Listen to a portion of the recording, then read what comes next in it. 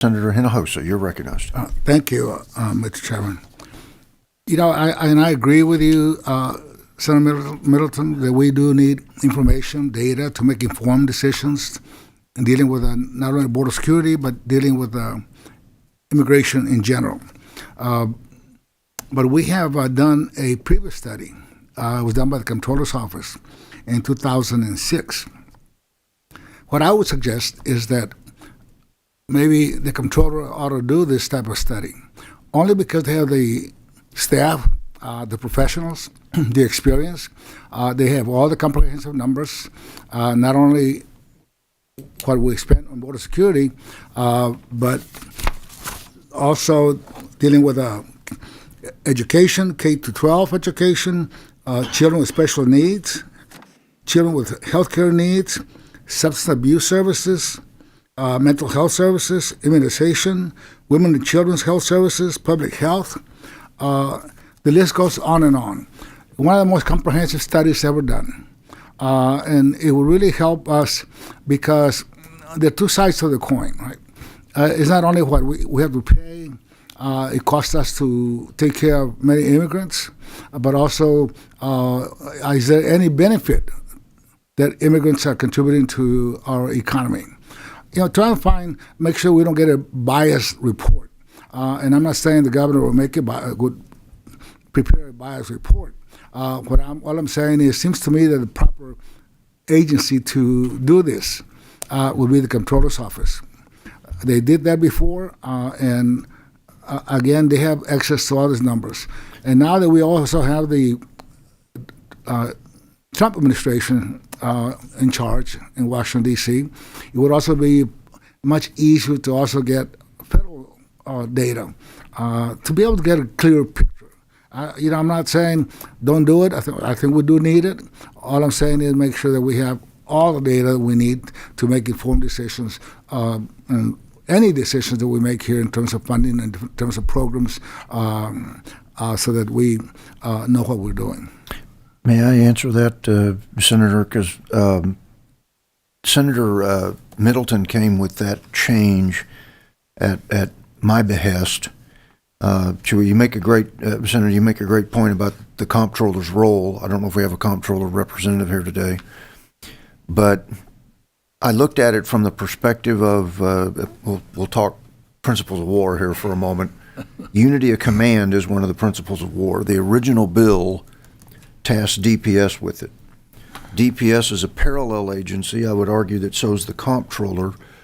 That if we ask DPS to go get this data, DPS asks TEA for data, or pick your state agency, you potentially run the risk of, yeah, thank you, DPS, for your request. We'll get to it.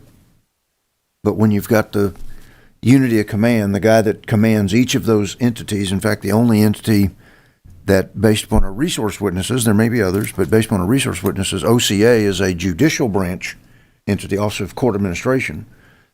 But by putting it in the governor's office, even though the governor himself and the governor's direct staff may not put it together, the governor has the ability to direct to each of the executive branch agencies, including the comptroller, the data and information that he's looking for to give us a unified picture across the entire spectrum of agencies that may be playing here. So I would want something as comprehensive was what the comptroller put out, but those other agencies also don't work for the comptroller. So I saw, just in the same way the president's the commander of the armed forces of the United States, the governor's the commander of the executive branch, and I saw him as the best integrator of all the data points and agencies.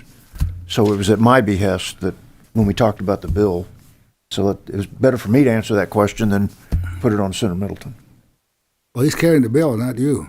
Yes, sir. Yes, sir. But let me say this.